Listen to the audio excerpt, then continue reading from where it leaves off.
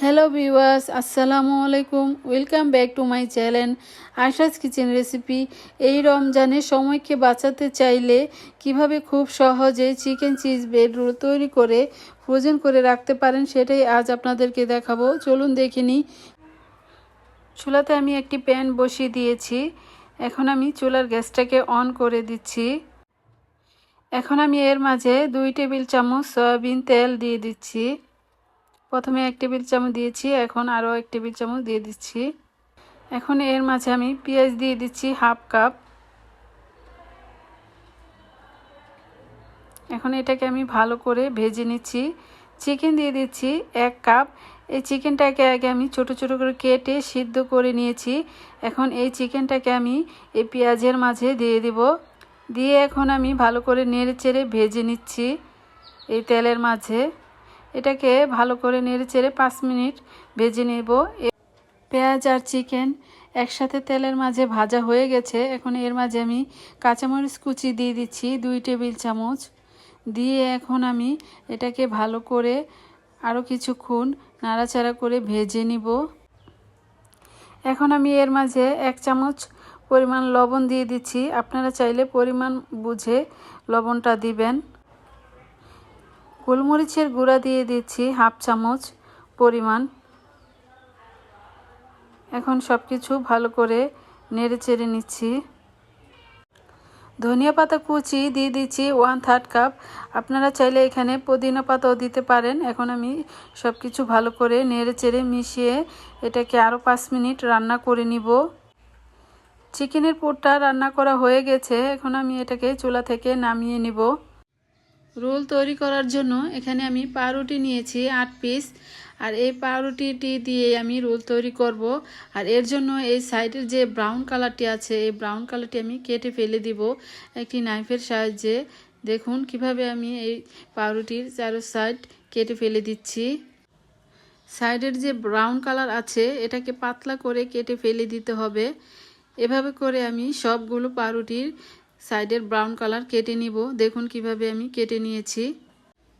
সবগুলো পাউরুটির সাইডের যে ব্রাউন কালারটা ছিল সেটা আমি কেটে নিয়েছি।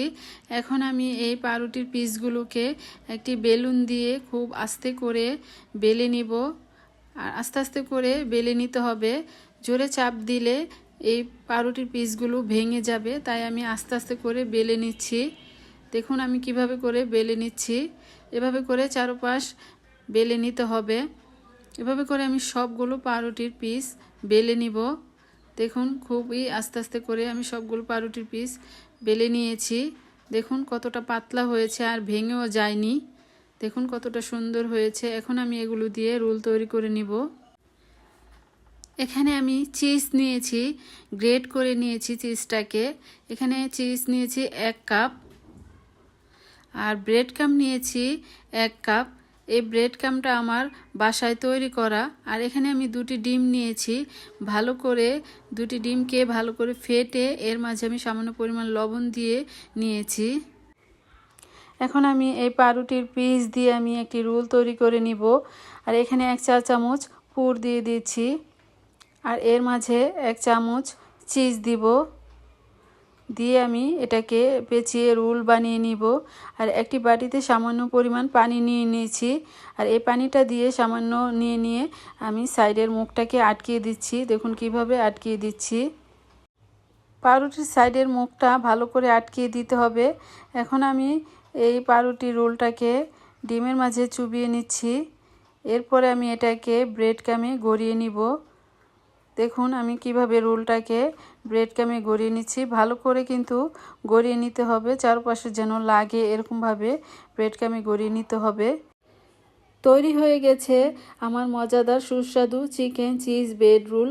এখন আমি এই চিকেন ব্রেড রোলগুলোকে একটি এয়ারটাইট বক্সে করে ফ্রিজে রেখে দিব। আর একটি বিষয় মনে রাখবেন, যে কোনো খাবার ফ্রিজ থেকে সাথে সাথে বের করে ভাজা যাবে না। 1 ঘন্টা বাহিরে রেখে তারপর এটাকে ভেজে নিতে হবে। তা না হলে রোলগুলো ভেঙে যেতে পারে অথবা আপনার শরীরে তেল ছিটে আসতে পারে। ভালো লাগলে এইভাবে রোল তৈরি করে ফ্রিজে রেখে দিন। যে কোনো সময় ফ্রিজ থেকে বের করে ভেজে পরিবেশন করতে পারেন এই রমজানে। ভালো থাকবেন, সুস্থ থাকবেন। আল্লাহ হাফেজ।